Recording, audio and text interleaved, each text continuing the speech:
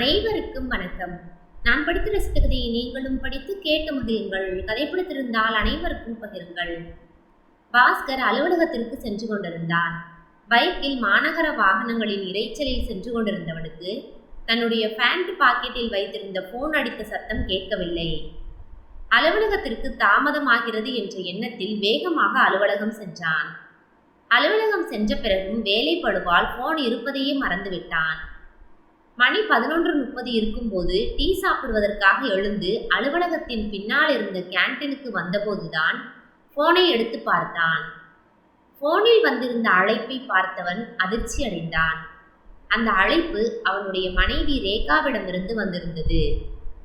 பாஸ்கர் 10 மாதங்களுக்கு மேலாக மனைவி ரேகாவை பிரிந்திருக்கிறான். எதற்காக போன் செய்திருப்பாள்?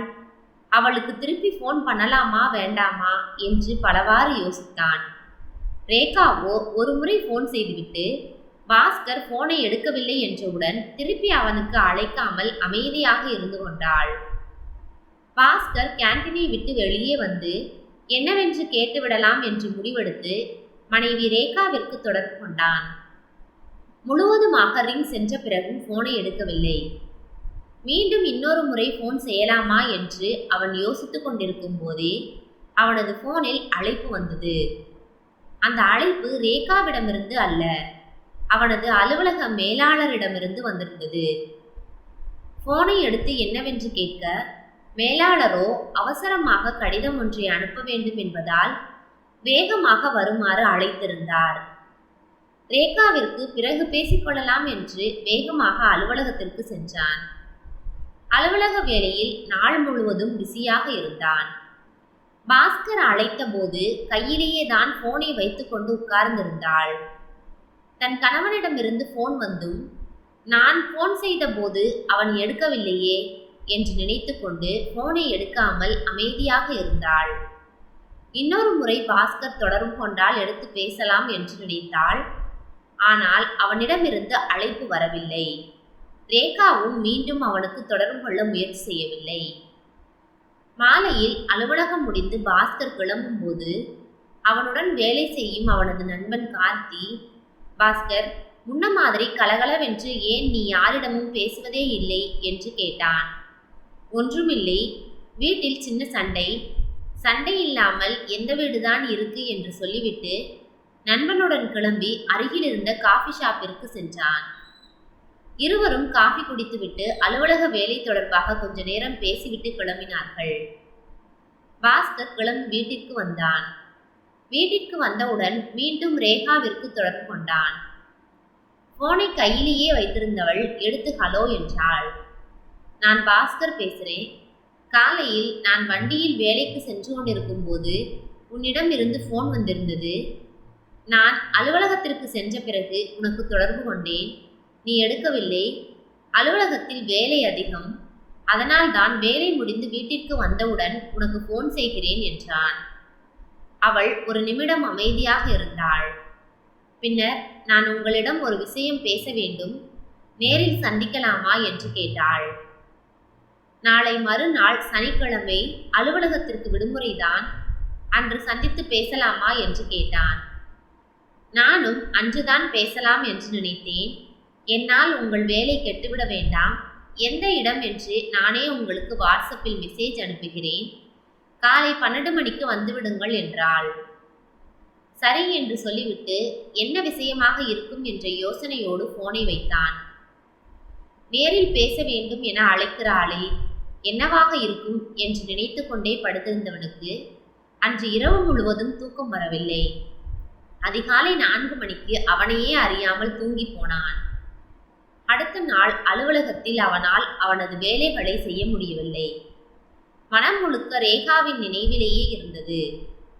என்ன விஷயமாக இருக்கும் என்று அவன் மனம் பலவிதமான யோசனைகளில் நிலைத்திருந்தது.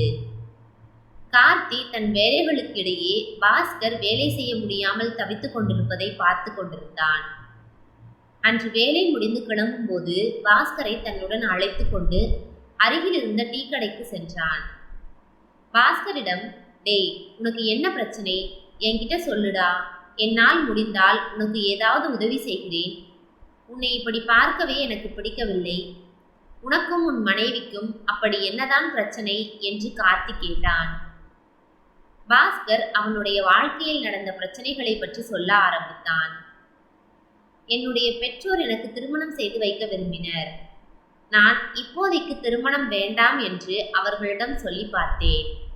ஆனால் அவர்கள், வயசு போய்கிட்டே இருக்கு, இப்பவே 27 நடக்குது, இப்ப பார்க்க ஆரம்பிச்சாதான் 1 வருடத்திற்குள் நல்ல பெண்ணாக பார்த்து திருமணம் செய்ய முடியும், இல்லையே பெண் கிடைப்பது மிகவும் கஷ்டமாகிவிடும் என்று ஏதேதோ சொல்லி என்னை சம்மதிக்க வைத்தனர். அதன் பிறகு 6 மாதத்தில் எனக்கும் ரேகாவிற்கும் நிச்சயம் செய்யப்பட்டது. திருமணத்திற்கு 3 மாதம் இடைவெளி இருந்தது. நானும் ரேகாவும் போனிலேயே ஒருவரை பற்றி ஒருவர் தெரிந்து கொண்டோம். ஒரு சில நாட்கள் நேரிலும் சந்தித்து கொண்டோம்.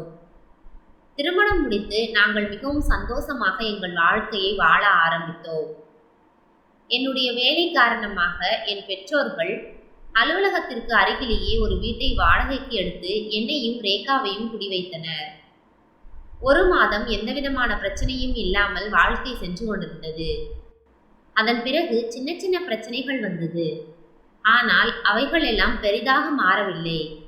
ஆனால் அன்று ஒரு நாள் நான் அலுவலகத்திலிருந்து வீட்டிற்கு சென்றபோது ரேகா படுக்கையில் படுத்துக்கொண்டு போனை நோண்டி கொண்டிருந்தாள். அன்று இரவு நான் ஈரோட்டிற்கு பயிற்சிக்காக செல்ல வேண்டும். 15 நாட்கள் பயிற்சி நடைபெறும். இடையில் விடுப்பு எடுத்துக்கொண்டு வீட்டிற்கு வர முடியாது. எனவே நான் எனக்கு வேண்டிய துணிகள் அனைத்தையும் முந்தைய நாளே எடுத்து அவளிடம் கொடுத்து பேக் செய்து வைக்குமாறு சொல்லிவிட்டு அன்று அலுவலகத்திற்கு வந்துவிட்டேன். நான் அலுவலகம் முடிந்து வீட்டிற்கு வந்தபோது என்னுடைய சூட்கேஸ் பேக் செய்யாமல் இருந்தது. அதை பார்த்தவுடன் எனக்கு கடுமையாக கோபம் வந்தது. நான் அவளை திட்டிக்கொண்டே என் ஆடைகளை எடுத்து வைத்து கொண்டிருந்தேன். அவள் என்னிடம் பேச முயன்றும் நான் அதை காதில் வாங்காமல் அங்கிருந்து கிளம்பி பயிற்சிக்காக ஈரோட்டிற்கு சென்று விட்டேன். பேருந்தில் சென்று கொண்டிருக்கும் போதே என்னுடைய கோபம் எல்லாம் கொஞ்சம் குறைந்திருந்தது. நான் அங்கு சென்ற பிறகு என் மனைவிக்கு போனில் தொடர்பு கொண்டேன். அவள் போனை எடுக்கவில்லை. மீண்டும் மீண்டும் தொடர்பு கொண்டும் அவள் போனை எடுக்கவில்லை. அடுத்த நாள் அவளிடமிருந்து எனக்கு போன் வந்தது. நான் போனை எடுத்தவுடன் அவள் போனை எடுக்கவில்லை என்ற கோபத்தில், ஏண்டி போன் பண்ணினால் உன்னால் எடுக்க முடியாதா என்று கத்தினேன். என் மனைவியோ, எடுக்க முடியாது, நீங்கள் போன் பண்ணினால் நான் இனிமேல் உங்கள் போனை எடுக்க மாட்டேன். ஏனென்றால் நான் இந்த நிமிடத்திலிருந்து உங்களை விட்டு பிரிந்து என்னுடைய அம்மா வீட்டிற்கு செல்கிறேன். எந்த காரணம் கொண்டும் நீங்கள் என்னை தேடி வரக்கூடாது. அப்படி வந்தால் நான் என்ன செய்வேன் என்று எனக்கே தெரியாது என்று சொல்லிவிட்டு போனை வைத்து விட்டாள். அவள் கோபத்தில் பேசுகிறாள். சிறிது நேரம் கழித்து கோபம் குறைந்த பிறகு மீண்டும் முயற்சி செய்யலாம் என்று நினைத்து மீண்டும் அவளுக்கு போன் செய்தேன். அவள் போன் முழுவதுமாக ரிங்காகி கட்டானது. 2வது முறை நான் போன் செய்யும் போது சுவிட்ச் ஆஃப் என்று வந்தது. இது என்னுடைய வேலைக்கான மிகவும் முக்கியமான பயிற்சி என்பதால் இடையில் வர முடியாது. வேறு வழியில்லாமல் 15 நாட்கள் அங்கு இருந்து பயிற்சி முடித்துவிட்டு வீட்டிற்கு வந்தேன். என் பக்கத்து வீட்டில் இருந்த அக்கா நான் வருவதை பார்த்தவுடன் வந்து எங்கள் வீட்டின் சாவியை என்னிடம் கொடுத்தார். ரேகா வீட்டை பூட்டி விட்டு செல்லும் போது சாவியை கொடுத்துவிட்டு சென்றதாக சொன்னார். நான் அவரிடம் வேறு எதுவும் பேசாமல் சாவியை வாங்கி கொண்டு கதவை திறந்து உள்ளே செல்ல முற்பட்டேன். அப்போது அந்த அக்கா, தம்பி, அன்னைக்கு என்ன நடந்துச்சுன்னு எதுவுமே கேட்காம நீங்க பாட்டுக்கு வீட்டுக்குள்ள வந்த உடனே கத்திட்டீங்க போல. உங்க மனைவி என்ன சொல்ல வாராங்கிறத காது கொடுத்து கேட்டாதான் என்ன? அவளுக்கு என்ன நடந்துச்சுன்னு உங்களுக்கு தெரியுமா என்றார். எனக்கு சற்றே உள்ளுக்குள் பயம் வந்தது. என்ன நடந்தது என்று வேகமாக அவரிடம் கேட்டேன். அந்த அக்காவோ, அன்று மாலையில் உங்களுக்கான ஆடைகள் அனைத்தையும் பெட்டியில் எடுத்து வைக்க ஆரம்பித்திருக்கிறாள். அப்போது பாத்ரூம் சென்றவள் கால் வழுக்கி கீழே விழுந்து விட்டாள். நல்ல அடி, எழுந்திருக்கவே முடியாமல் பயங்கரமான அலறல் சத்தம் கேட்டது. பக்கத்து வீட்டில் இருக்கும் எனக்கே அந்த சத்தம் கேட்டது என்றால் எப்படி இருக்கும் என்று பார்த்து கொள்ளுங்கள். நான் வேகமாக சென்று அவளை மெதுவாக தூக்கி கட்டிலில் படுக்க வைத்திருந்தேன். உன்னுடைய கணவருக்கு ஃபோன் செய்து உடனே வர சொல்லி மருத்துவமனைக்கு செல் என்றேன். ஆனால் அவளோ, இல்லை, நாளை என் கணவர் பயிற்சிக்காக ஈரோடு செல்கிறார். அதனால் இன்று அலுவலகத்தில் முக்கியமான வேலையில் இருப்பார். அவரை தொந்தரவு செய்ய வேண்டாம். ஏதாவது வலி நிவாரணி இருந்தால் மட்டும் கொடுங்கள் என்றாள். நான் எங்கள் வீட்டில் இருந்து எடுத்து வந்த வலி நிவாரணியை மட்டும் தேய்த்துவிட்டு படுக்க சொல்லிவிட்டு சென்று விட்டேன். உடல் வலியில் அவள் அப்படியே தூங்கியிருக்கிறாள். ஆனால் சூட்கேஸை பேக் செய்ய வேண்டுமே என்று அரை மணி நேரத்திலேயே கண்முழித்தவள் எழுந்திருக்க முயன்றபோது அவளால் எழுந்திருக்கவே முடியவில்லை. முதுகு பகுதியில் நல்ல வலி இருந்திருக்கிறது. வேறு வழியில்லாமல் படுத்திருக்கிறாள். நீங்கள் உள்ளே வந்தவுடன் சூட்கேஸை பார்த்துவிட்டு கத்தி இருக்கிறீர்கள். அவள் சொல்ல வந்ததை காதிலேயே வாங்கிக் கொள்ளாமல் கிளம்பி சென்று விட்டீர்கள். அதனால் அவள் கோபித்துக் கொண்டு அவள் அம்மா வீட்டிற்கு கிளம்பி சென்று விட்டாள். நான் தான் அவளை பத்திரமாக டாக்ஸியில் கைத்தாங்களாக ஏற்றி அனுப்பி வைத்தேன் என்று சொல்லிவிட்டு அவர் சென்று விட்டார். நான் செய்த தவறு எனக்கு புரிந்தது. ஆனாலும் அவள் போனில் எனக்கு தகவல் சொல்லி இருக்கலாம். அப்படி சொல்லியிருந்தால் நான் கண்டிப்பாக அந்த மாதிரி நடந்திருக்க மாட்டேனே என்று எனக்கு தோன்றியது. இருந்தாலும் நான் வீட்டிற்கு வந்த பிறகு 1 வாரம் கழித்து அவளுக்கு போனில் தொடர்பு கொண்டேன். ஆனால் போன் அணைத்து வைக்கப்பட்டுள்ளது என்றே வந்தது. என்னுடைய நம்பரை அவள் பிளாக் செய்து விட்டாள். அதனால் தான் அப்படி வருகிறது என்று நான் நினைத்தேன். அவளை நேரில் சென்று பார்ப்பதற்கு எனக்கு மனம் வரவில்லை. நான் தான் இந்த வீட்டுக்கு கடுமையாக உழைக்கிறேன். நான் போய் அவளிடம் பேசுவதா என்ற ஈகோவால் நான் அவளை சென்று பார்க்கவே இல்லை. அது அப்படியே 1 வாரம், 2 வாரம், 1 மாதம் என்று ஆகி 10 மாதங்களாக நாங்கள் பிரிந்திருக்கிறோம். இப்போது அவளிடமிருந்து நேற்று போன் வந்தது. நாளை என்னை பார்த்து பேச வேண்டும் என்று சொல்லி இருக்கிறாள். என்ன பேசப் போகிறாள் என்று என் மனம் கிடந்து அடித்துக் கொள்கிறது என்று பாஸ்கர் சொல்லி முடித்தான். சொன்ன அனைத்தையும் கேட்டுக்கொண்டிருந்த கார்த்தி அவனுக்கு ஆறுதல் சொல்லிவிட்டு அவனுக்கு தன்னுடைய அறிவுரைகள் சிலவற்றையும் கொடுத்துவிட்டு இருவரும் அங்கிருந்து கிளம்பினார்கள். அடுத்த நாள் காலை ரேகா வருவதாக சொல்லியிருந்த நேரத்திற்கு முன்பாகவே சென்று அவள் சொன்ன பார்க்கில் காத்திருந்தான். சரியாக 11:30க்கு ரேகாவும் வந்து சேர்ந்தாள். பாஸ்கர் உட்கார்ந்து இருப்பதை பார்த்துவிட்டு அவன் எதிரே இருந்த நாற்காலியில் வந்து உட்கார்ந்தாள். 10 மாதங்களுக்கு முன் தன் மனைவியை பார்த்தவன் அவளை பார்த்தவுடன் அவன் மனம் கொஞ்சம் லேசானது. கண்டிப்பாக பிரச்சனையை பேசி முடித்துவிடலாம் என்று யோசித்துக் கொண்டிருந்தான். அவள் வந்து உட்கார்ந்த உடனேயே, இப்படியே என்னால் வாழ்க்கை முழுவதும் இருக்க முடியாது. நான் என்னுடைய வாழ்க்கையை அடுத்த கட்டத்திற்கு எடுத்து செல்ல விரும்புகிறேன். ஆதலால் எனக்கு விவாகரத்து கொடுத்து விடுங்கள் என்றாள். அவனுக்கு சற்று அதிர்ச்சியாக இருந்தது. இப்படி ஒரு வார்த்தை அவளிடம் இருந்து வரும் என்று அவன் எதிர்பார்க்கவே இல்லை. சற்று திண்டாடி போனான். இதற்கெல்லாம் விவாகரத்து செய்து கொள்வார்களா என்று யோசித்துக் கொண்டிருந்தான்.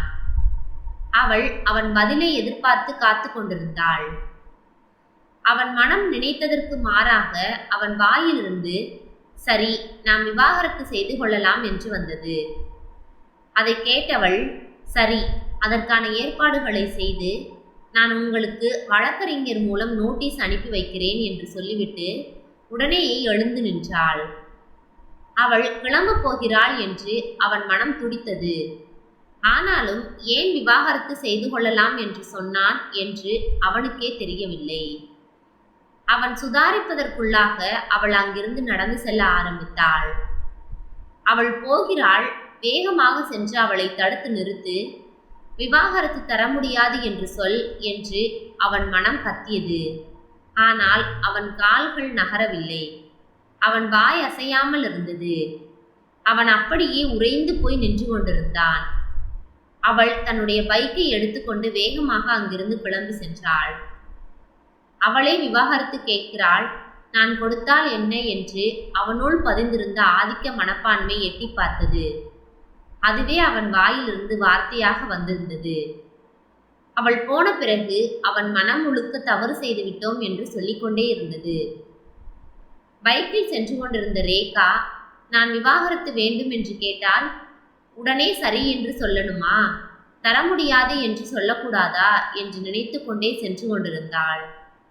அவன் சம்மதம் சொல்ல மாட்டான். அவனிடம் பிரச்சனையை பேசி தீர்த்து விடலாம் என்ற எண்ணத்திலேயே அவள் வந்திருந்தாள்.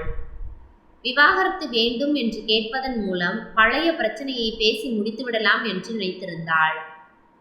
அவள் கண்களில் இருந்து கண்ணீர் துளிகள் காற்றில் கலந்து கொண்டிருந்தது. அவள் கேட்டால் உடனே விவாகரத்து கொடுத்து விட வேண்டுமா? அதெல்லாம் கொடுக்க முடியாது என்று சொல்வதற்காக வேகமாக பார்க்கில் இருந்து தன்னுடைய பைக்கை எடுத்துக்கொண்டு அவள் சென்ற சாலையிலேயே வேகமாக சென்றான். நேற்று அவன் நண்பன் சொன்னதெல்லாம் அவன் நினைவுக்கு வந்தது. டேய், குடும்பத்துல சண்டை வர்றது சகஜம். ஆனால் குடும்பம்னா என்ன? அதை எப்படி அமைதியாக கொண்டு போகணும்? அது எதுவுமே உனக்கு தெரியல. திருமண வாழ்க்கையில் ஆண் பெண் 2 பேரும் சேர்ந்து ஒரு வாழ்க்கையை வாழணும். அது ரொம்ப ரொம்ப கஷ்டம். அப்படிப்பட்ட திருமண வாழ்க்கையை வாழணும்னா அதுக்கு ஒரு சுலபமான வழி இருக்கு.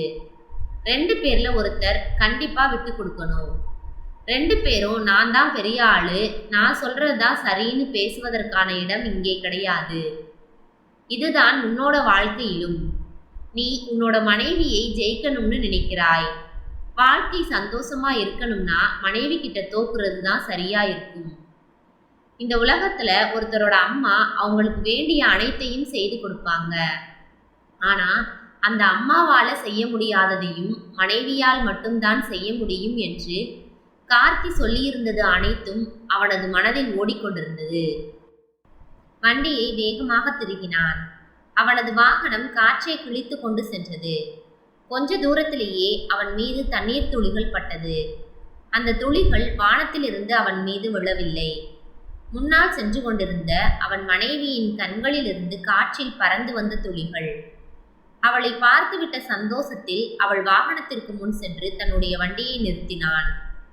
பாஸ்கர் தன் முன்னால் வந்து நிற்பதை பார்த்துவிட்டு தன்னுடைய வண்டியின் வேகத்தை குறைத்து அவளும் வண்டியை ஓரமாக நிறுத்தினாள்.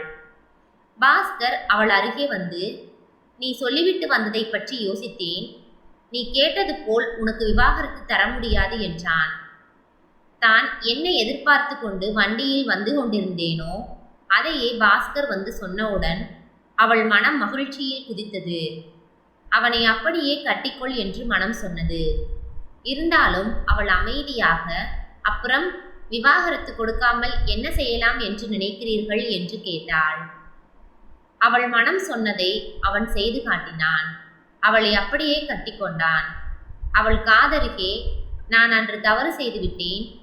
பொறுமையாக உன்னிடம் நான் பேசியிருக்க வேண்டும். இனி எப்போதும் அதுபோல் நடந்து கொள்ள மாட்டேன். விவாகரத்து மட்டும் என்னிடம் கேட்காதே என்றான். நானும் விவாகரத்து கேட்டிருக்க கூடாதோ என்று நினைத்து கொண்டே வண்டியில் வந்து கொண்டிருந்தேன். என்னை வந்து பார்க்க வேண்டும் என்று உனக்கு தோணவே இல்லையா என்று கேட்டாள். தோணும் போதெல்லாம் என் ஈகோ என்னை தடுத்து விட்டது. நீதான் இறங்கி வந்து என்னிடம் பேச வேண்டும் என்று அறியாமையில் காத்து கொண்டிருந்தேன். அந்த எண்ணத்தை குழி தோண்டி புதைத்துவிட்டு உன்னை தேடி நான் இங்கே வந்து நிற்கிறேன் என்றான்.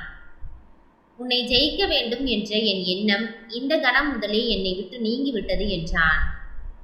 அவள் சிரித்து கொண்டே, நீங்கள் சொல்வது சரிதான்.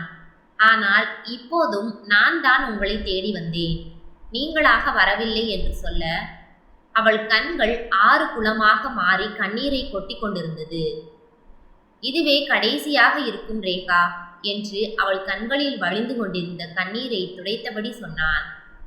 அவளும் சரி என்று தலையாட்ட அவர்கள் இருவரும் மீண்டும் சேர்ந்து வாழ முடிவெடுத்தனர். ஆனாலும் வாழ்க்கையில் சின்ன சின்ன பிரச்சனைகள் அவர்களுக்கிடையே வந்து கொண்டிருந்தது. ஒவ்வொரு பிரச்சனையிலும் முன்னர் கற்றுக்கொண்ட பாடத்தில் ஒருவருக்கொருவர் விட்டு கொடுத்து கொண்டனர். வாழ்க்கை அழகாக மாறியிருந்தது. அவர்களுக்கிடையே இன்னொரு உயிரும் வந்து சேர்ந்தது. நன்றி. கதை பிடித்திருந்தால் லைக் பண்ணுங்க, ஷேர் பண்ணுங்க, சப்ஸ்கிரைப் பண்ணுங்க. உங்களுடைய கருத்துக்களை கமெண்ட் பாக்ஸில் தெரிவிக்கவும். தங்கள் ஆதரவிற்கு நன்றி.